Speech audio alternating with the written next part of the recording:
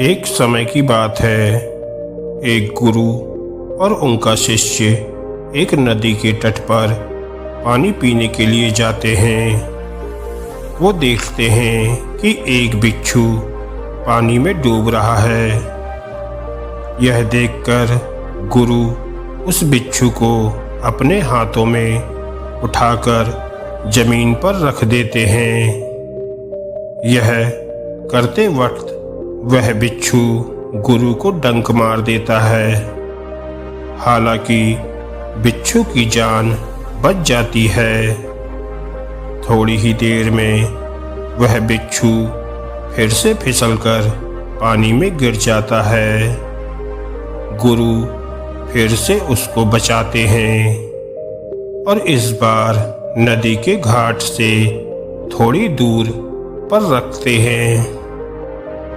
लेकिन बचाने की प्रक्रिया के दौरान वह बिच्छू दोबारा डंक मार देता है।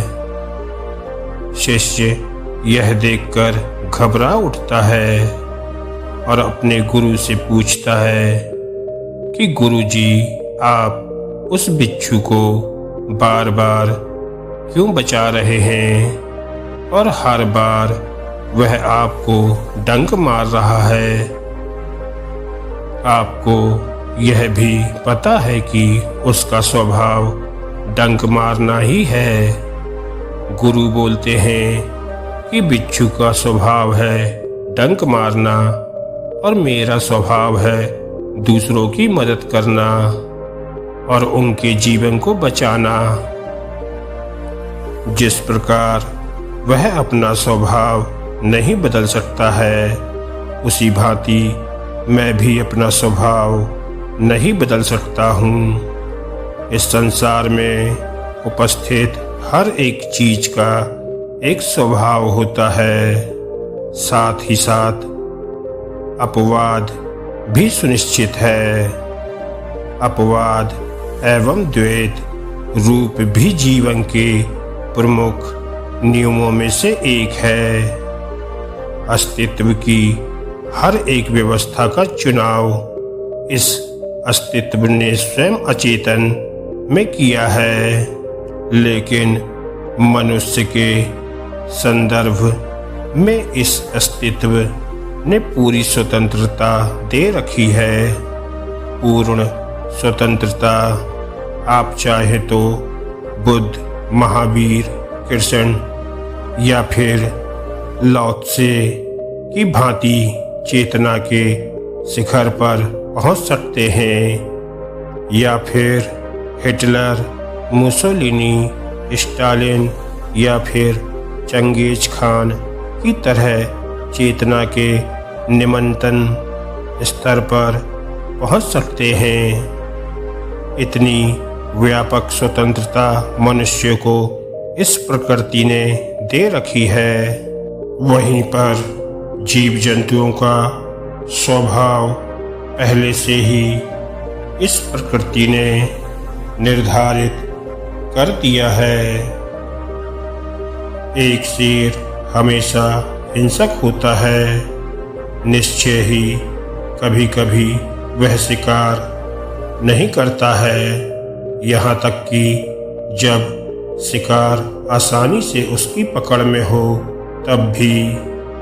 ऐसा आपने कभी फेसबुक या फिर यूट्यूब पर यह देखा होगा जिसमें शेर हिरण के बच्चे के साथ खेल रहा है या फिर उसे बिना मारे हुए अपने पास से गुजरने देता है। इन वीडियो में आपने दया भाव का भी महिमा मंडल पाया होगा कि शेर ने हिरण पर दया भाव दिखाया। यह बिल्कुल ही गलत अनुभव है। इसका सीधा सा कारण है कि शेर अनायास ही अपने मनोरंजन के लिए मनुष्य की भांति शिकार नहीं करता है। उसे जब भूख लगती है तभी वह शिकार करता है।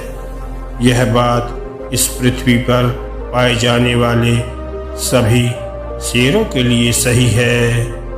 आप कभी ऐसा नहीं पाएंगे कि कोई शेर बुद्ध या महावीर की तरह बहुत ही दयावान हो गया, या फिर कोई शेर डाकू अंगुलीमाल की भांति बहुत ही ज्यादा दुष्ट प्रवृत्ति का हो गया, या फिर कोई शेर बहुत कामंद या व्यभिचारी हो गया। शेर का स्वभाव प्रकृति के द्वारा बिल्कुल सुनिश्चित है।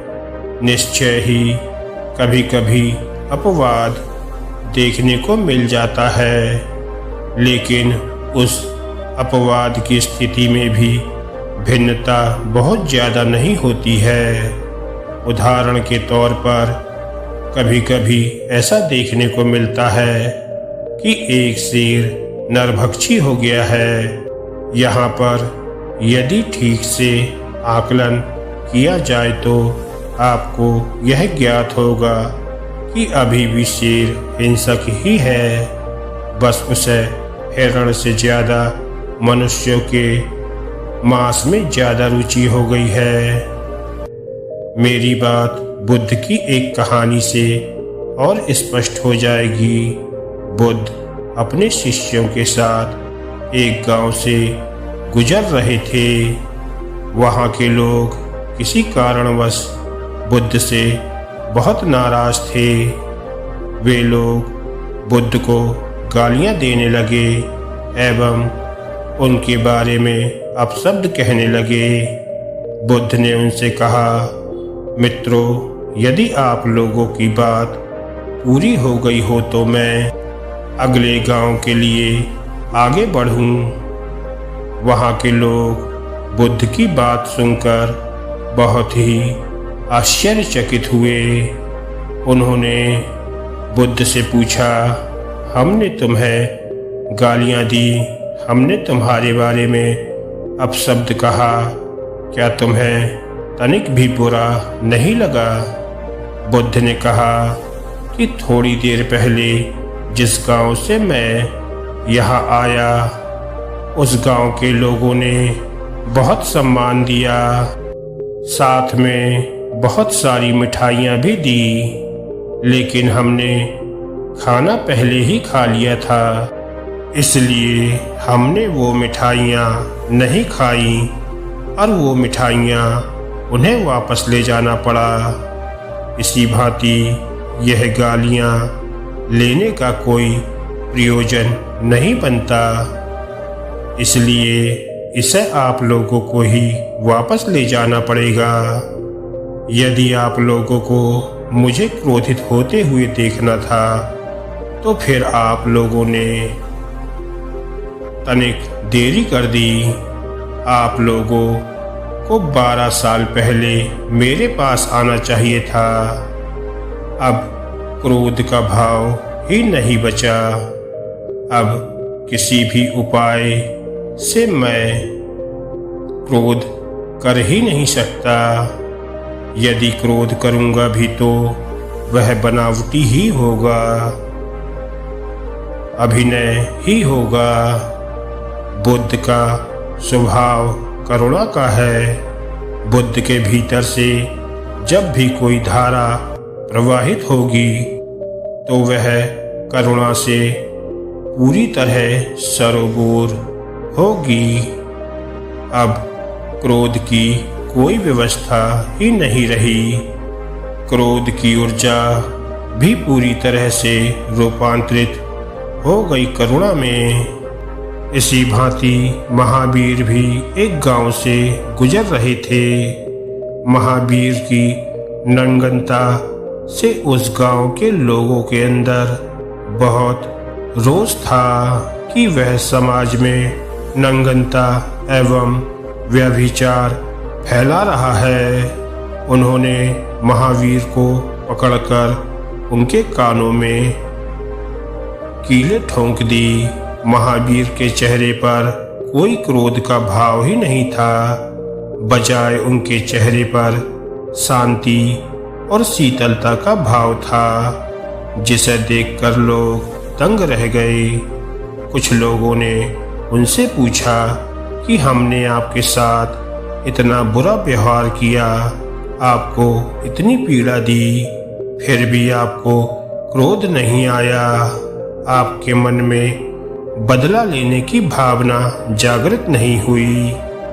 महावीर ने कहा, अब इस संसार में मेरा कोई शत्रु नहीं रहा, सभी मेरे मित्र बन गए हैं। कोई मुझे शत्रु माने तो उसके लिए मैं कुछ नहीं कर सकता हूँ, लेकिन मेरा कोई शत्रु नहीं रहा।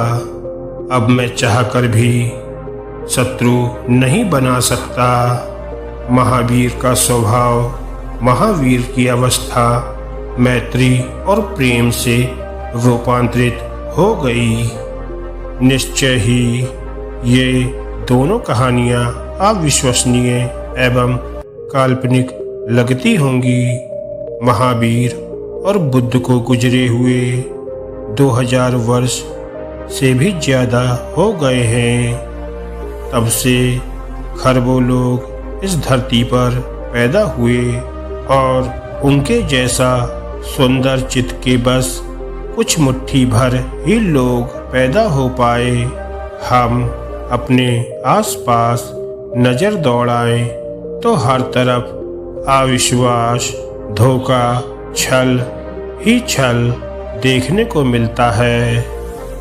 ऐसे में यह घटनाएं निश्चित तौर पर काल्पनिक ही महसूस होंगी। यह विश्वास कर पाना बहुत ही मुश्किल है कि इतने प्रेम से भरे व्यक्ति भी इस पृथ्वी पर कभी निवास किया होंगे। हमने तो अपने जीवन में बस यही देखा होता है कि कोई किसी को गाली देता है तो सामने वाला व्यक्ति उसे दुगनी तिगुनी या फिर अनगिनत तीव्रता से गाली देता है। कोई ईंट से मारे तो हम पत्थर से जवाब देते हैं। किसी की कार में खरोंच आ जाए तो कुछ लोग जान लेने पर भी उतारू हो जाते हैं। किसी के धर्म की आपने निंदा कर दी, चाहे आप समयानुरूप बिल्कुल सही ही बोल रहे हों, तो भी आपके जीवन की संभावना बहुत कम हो जाती है। लोग आपको मृत्यु दंड देने से भी पीछे नहीं हटते। ऐसे में यह स्वाभाविक ही है कि यह बात बिल्कुल अविश्वसनीय एवं काल्पनिक ही प्रतीत होगी कि इस संसार में कभी बुद्ध, महावीर या बौद्ध धर्म जैसे लोग भी पैदा हुए होंगे। इस अस्तित्व ने मनुष्यों को इतनी अपार स्वतंत्रता दे रखी है कि वो जैसा चाहे वैसे स्वभाव का निर्माण कर सकते हैं। हम जिन भी जीवन आयामों, जिन जीवन मूल्यों की पुनरावृत्ति किए जाते हैं, वह हमारे चित्त में जड़ स्वरूप हुए जाता है। उसकी पकड़ हमारे ऊपर मजबूत हो जाती है। उदाहरण के तौर पर यदि आपने क्रोध किया तो आप अपने क्रोध की प्रवृत्ति को और ऊर्जा प्रदान किया। अब क्रोध और ज्यादा ठोस रूप में आपके आत्मा में, आपके मन मस्तिष्क में स्थापित हो जाएगी। मतलब कि जितनी बार आप क्रोध किए चले जाते हैं, उतनी ही ज्यादा बार आप अपने क्रोध की वृत्ति को शक्ति प्रदान किए चले जाते हैं। अब इसे तरल बनाने के लिए आपको और संघर्ष करना पड़ेगा। एक तरीके से कहें तो आपने क्रोध की आदत का निर्माण किया और आप जितनी बार इसकी पुनरावृत्ति किए जाते हैं उतनी ही ज़्यादा ऊर्जा का इस आदत में प्रवाह किए जाते हैं। इसलिए जब भी हम अपना स्वभाव बदलने की कोशिश करते हैं तो हमें काफ़ी संघर्ष करना पड़ता है।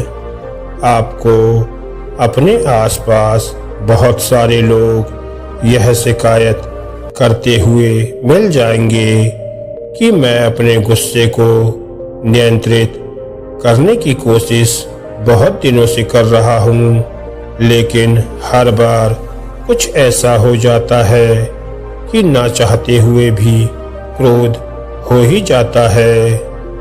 एक बात और गौर करिएगा कि हमारे चित्त में जो ऊर्जा होती है वो बहुत हद तक गणित के नियम का पालन करती है। यदि आपकी वृत्ति क्रोध की है, घृणा की है, तो आपके भीतर प्रेम और करुणा का भाव कम होगा। जब आप प्रेम, मैत्री, करुणा के शिखर पर पहुंचते हैं तो अपने आप आपके भीतर उपस्थित क्रोध, घृणा, द्वेष का विलय हो जाता है। ध्यान देने वाली बात यह है कि आपको नकारात्मक मूल्यों को खत्म करने का प्रयास नहीं करना पड़ता, ये अपने आप खत्म हो जाते हैं। इसका सीधा सा मतलब यह है कि हमारे चित्त के भीतर उपस्थित ऊर्जा स्थिर है, एक ही है, जो कि भिन्न भिन्न अनुपातों में बटी हुई है और एक दूसरे रूप में परिवर्तित की जा सकती है। प्रज्ञा के द्वारा क्रोध एवं घृणा की ऊर्जा को प्रेम एवं करुणा में बदला जा सकता है। जीवन को सही से जीने के लिए बिना किसी अंतर्द्वंद की यात्रा के लिए हमें दूसरे जीवों के स्वभाव को भी जानना बहुत जरूरी है। उदाहरण के तौर पर मैं आपसे पूछूं कि सर्प का स्वभाव क्या होता है। अब सर्प चाहे जहरीला हो या ना हो, उसका स्वभाव काटने या डसने का ही होता है। इसी भांति एक बिच्छू का स्वभाव डंक मारने का होता है। ऐसे में इनसे बचाव करें तो ही हमारे लिए अच्छा होगा। इसी भांति जीवन के कुछ मूलभूत नियमों एवं व्यवस्थाओं को जानना भी अत्यंत जरूरी है। एक तरह से नियमों एवं व्यवस्थाओं को खुद जीवन का स्वभाव कहा जा सकता है। हम इस युग में बहुत सारी चीजें, बहुत सारी जानकारियां इकट्ठा कर ले रहे हैं, तमाम डिग्रियां भी हासिल कर ले रहे हैं और ऊंचे ऊंचे पदों पर भी विराजमान हो जा रहे हैं, लेकिन जीवन के छोटे छोटे मूलभूत प्रश्नों के उत्तर से चूके चले जा रहे हैं। यदि सही से आकलन करें तो आप पाएंगे कि बुद्धिमान कहे जाने वाले वर्ग जैसे चिकित्सक, अभियंता, प्रशासनिक अधिकारी जीवन के स्वभाव को समाज के साधारण कहे जाने वाले लोगों की तुलना में ठीक से नहीं जान पा रहे हैं और जीवन से ज़्यादा दूरी बना ले रहे हैं। ये लोग किताबी ज्ञान तो अर्जित कर ले रहे हैं, लेकिन जीवन से अच्छा सामंजस्य नहीं बना पा रहे हैं, जिसके कारण तनाव, निराशा, अवसाद एवं तमाम मनोरोगों से कई गुना ज्यादा शिकार हो जा रहे हैं। धन्यवाद दोस्तों।